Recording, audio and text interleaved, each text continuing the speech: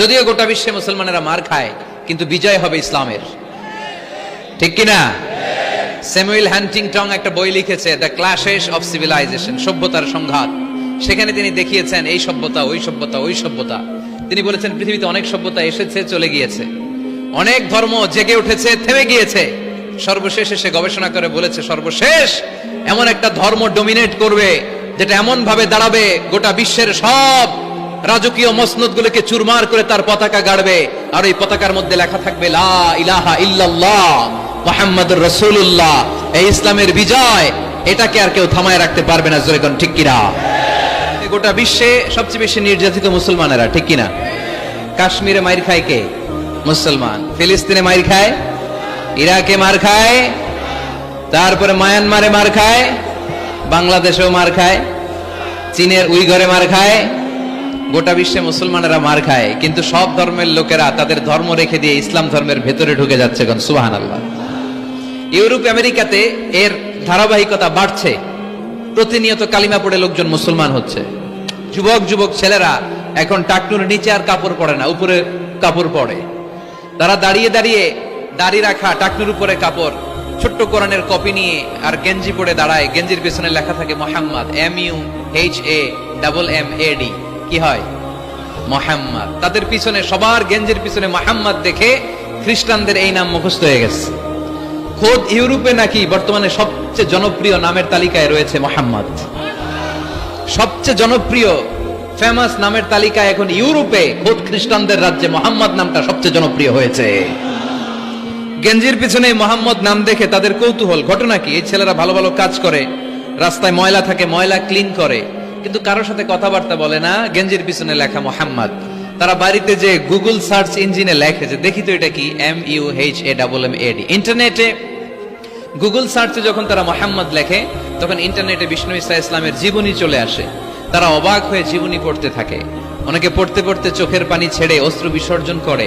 যাদের নসিব ভালো, অনেকে কালিমা পড়ে মুসলমান হয়ে যায়। ইউরোপে যদি এরকম গণজোয়ার তৈরি হয়, তাহলে এটাই প্রমাণ করে ইসলামের বিজয়কে কোনো অপশক্তি ঠেকিয়ে রাখতে পারবে না।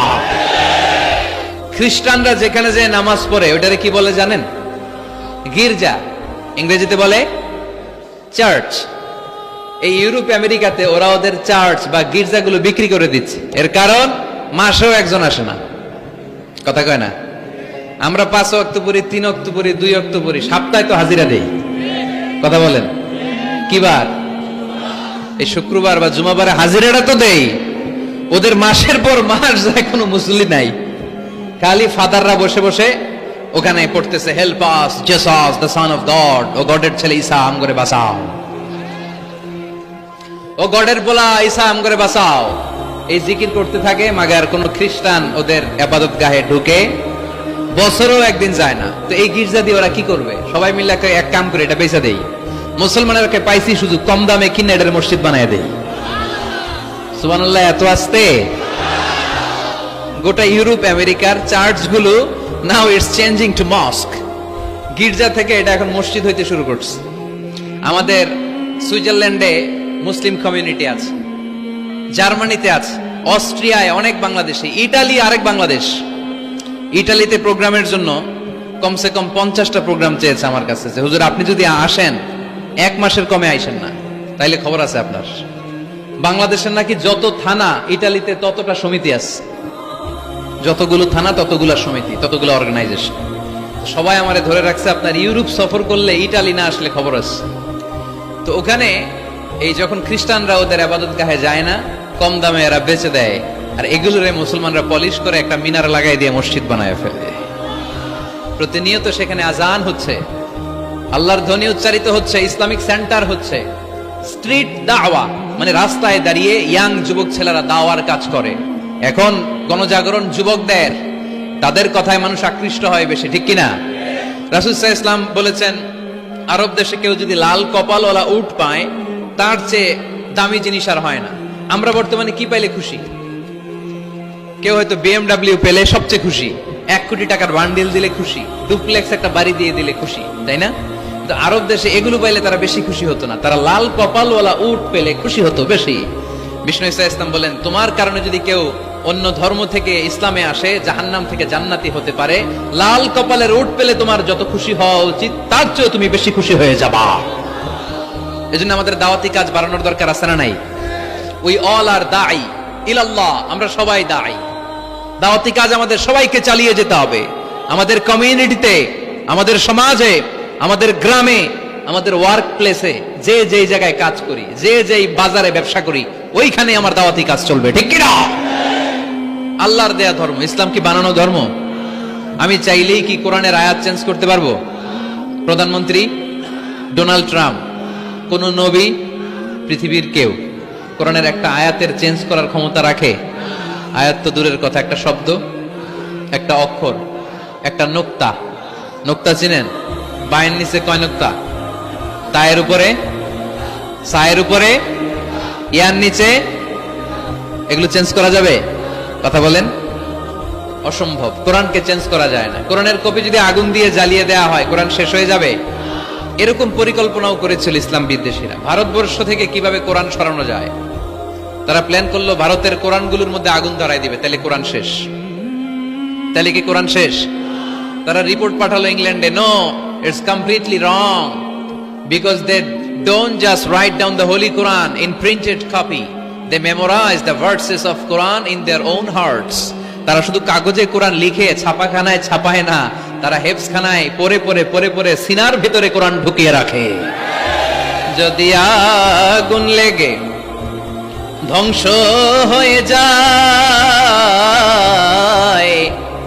ধ্বংস হয়ে যায়, যদি আগুন লেগে যায় পুড়ে যায় পৃথিবীর সব বইয়ের দোকান, বিশ্ব থেকে হারাবে না পবিত্র কোরআন, বিশ্ব থেকে হারাবে না পবিত্র কোরআন। সুবহানাল্লাহ পড়েন। কোরআনকে দূর করা সম্ভব না। এই কোরআনকে নাজিল করেছে কে? এজন্য এই ধর্মের বৈশিষ্ট্য হচ্ছে রব্বানি। এটা রবের দেয়া, এটা মন মস্তিষ্ক প্রসূত বানানো কোনো মতবাদ নয়। এই ধর্মটাকে আল্লাহ নিজের ধর্ম বলেছেন। আল্লাহ ইসলামকে বলেছেন দীনুল্লাহ। ইসলামকে কি বলেছে? ওয়ারাইতান নাসা ইয়াদখুলুনা ফি দীনিল্লাহি আফওয়াজা। নবী আপনি দেখবেন লোকজন বানের পানির মতো কালিমা পড়ে আমার ধর্মে ইসলামে প্রবেশ করেছে। এটা আল্লাহর ধর্ম, রব কেন্দ্রিক। এজন্য আমরা যাই করি, যে দোয়াই করি, ওই দোয়ার শুরুতে রব আছে না নাই? আমরা যখন বলি আল্লাহ দুনিয়ার কল্যাণ দাও, আখিরাতের কল্যাণ দাও, আমরা দোয়াটা শুরু করি রব দিয়ে। কি দিয়ে? আমাদের দোয়া শুরু হয় কোন শব্দ দিয়ে? রব্বানা আতিনা ফিদ দুনিয়া হাসানাতাও ওয়া ফিল আখিরাতি হাসানাতাও ওয়া কিনা আযাবান নার। দোয়ার শুরুতে রব আছে না নাই? আবার পরে রব্বানা যালামনা আনফুসানা ওয়া ইল্লাম তাগফির লানা ওয়া তারহামনা লানাকুনান্না মিনাল খাসিরিন। সুবহানাল্লাহ পড়েন। ইসলাম মানবো কোনখানে? ইসলাম মানবো কতক্ষণ? দেহে প্রাণ আছে যতক্ষণ। ফ্যামিলিতে, সমাজে বাস্তবায়ন করতে হবে, তা না হলে পরিবর্তন আসবে না। আমরা পরিবর্তন চাই।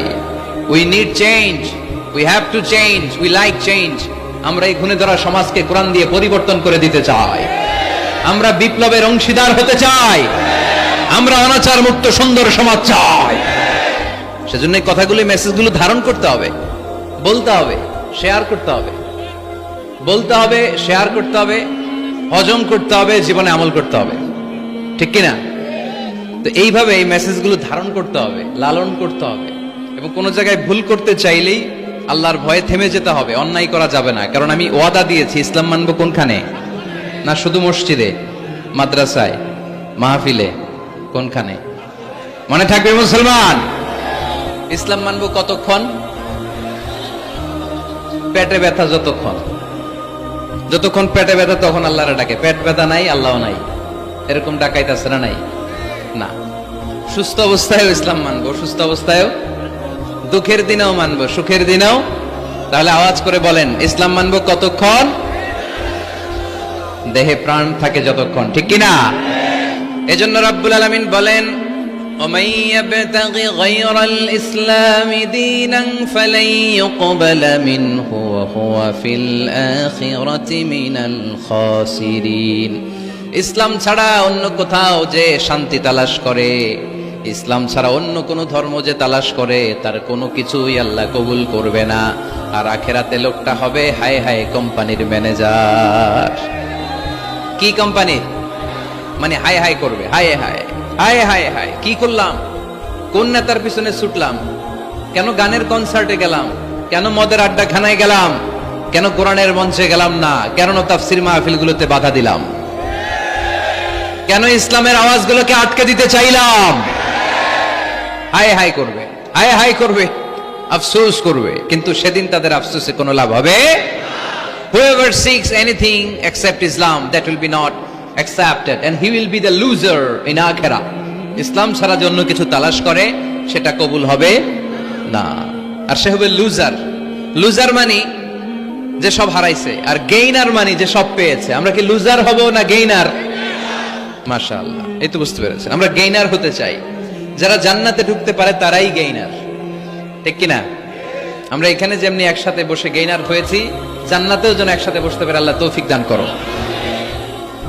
তাহলে ইসলাম ছাড়া অন্য কিছু মানি না, বলেন ইসলাম ছাড়া অন্য কিছু মানি না, মানবো না। নাহনু কওমুন আ'আজ্জানাল্লাহু বিল ইসলাম, আমরা তো এমন জাতি যে জাতিকে আল্লাহ ইসলাম দিয়ে সম্মান দিয়েছে। ফাইন ইবতাগাইনাল ইজ্জাতা বিগাইরিহি আদাল্লানাল্লাহ, ইসলাম ছাড়া অন্য কোথাও যদি আমরা সম্মান তালাশ করি আমাদেরকে অপমান করবে কে? আমাদের সম্মান তাহলে কোন জায়গায়? ইসলামে। বুক ফুলিয়ে সব জায়গায় বলা যাবে আমি মুসলমান। পৃথিবীর যেই দেশেই যান, যে কোনো জায়গায় দাঁড়ান না কেন, বুক ফুলিয়ে বলতে হবে I M A Muslim, I proud of it, আমি মুসলমান, আমার ধর্মের নাম কি? ইসলাম। এটা সাহসিকতার সাথে বলতে হবে। এবং আল্লাহ বললেন ইসলামকে তোমাদের ধর্ম বানিয়ে আমি আল্লাহ খুশি, ইসলামকে আমি সব নবীদের ধর্ম বানিয়ে খুশি। সুবহানাল্লাহ পড়েন। আমাদের ধর্মের নামই ইসলাম, বিষয়টা কি এমন না? সব নবীর ধর্মের নামই ছিল। আদম আলাইহিস সালামের ধর্মের নাম, মুসা আলাইহিস সালামের, ঈসা আলাইহিস সালামের, মুহাম্মদ সাল্লাল্লাহু আলাইহি সাল্লামের। তার প্রমাণ আল্লাহর কোরআন। রব্বুল আলামিন বলেন মা কানা ইব্রাহিমু ইয়াহুদিয়াও ওয়ালা নাসরানিয়াও ওয়ালাকিন কানা হানিফাম মুসলিমা। আমার ইব্রাহিম ইহুদি ছিল না, নাসারা ছিল না, আমার ইব্রাহিম ছিল পাক্কা মুসলমান। সুবহানাল্লাহ পড়েন। ইব্রাহিম আলাইহিস সালাম কি ছিল? পাক্কা মুসলমান। তো ওনার ধর্মের নাম যদি ইসলাম না হতো উনি মুসলমান হইতে পারতেন? জোরে বলেন। তার মানে সব নবীদের ধর্মের নাম কি? ইসলাম। কিন্তু মজার ব্যাপার হলো কোন নবীর সময়কালেই আল্লাহ তাআলা ইসলামকে পরিপূর্ণ করেন নাই, করেছেন আমাদের নবীর সময়ে। পড়েন সুবহানাল্লাহ। দিনটা ছিল জুমাবার, আরাফার ময়দান।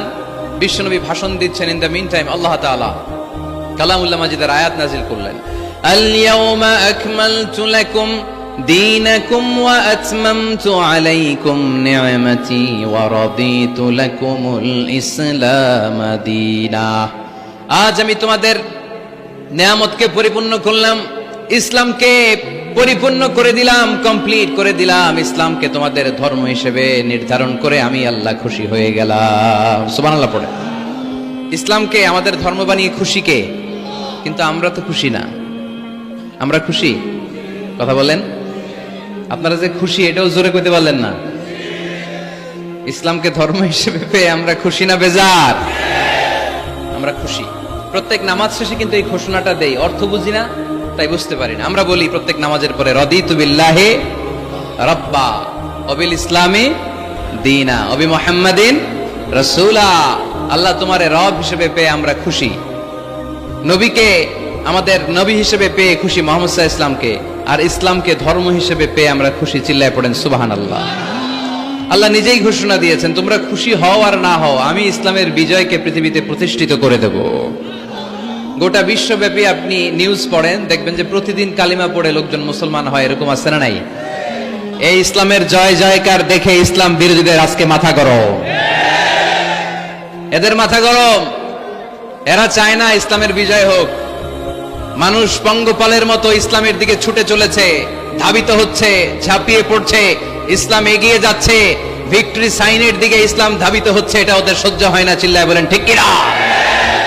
আল্লাহ বলেন তোদের সহ্য হোক আর না হোক, ইসলামের বিজয়কে আমি পৃথিবীর মধ্যে প্রতিষ্ঠিত করে দেবো। জোরে কোন ঠিক কিনা? ইন্নাল্লাহা যাওয়ালি আল আরদা, আল্লাহ তাআলা পৃথিবীকে আমাকে ছোট করে দেখালেন। বিশ্বনবী বললেন ফারাইতু মাশারিকাহা ওয়া মাগারিবাহা, আমি পৃথিবীর প্রাচ্য পাশ্চাত্য সবটা দেখেছি, আর আমি নবী যতদূর দেখেছি ততদূর আল্লাহু আকবারের ধ্বনি পৌঁছে দিবে কে? কেউ ঠেকায় রাখতে পারবে না। এজন্য ইসলাম পেয়ে আমরা খুশি না বেজার? ইসলাম হচ্ছে সময়ের অপরিহার্য বাস্তবতা। আপনি যদি সমাধান চান জীবন সমস্যার, ইসলামের ভেতরে সমাধান আছে না নাই?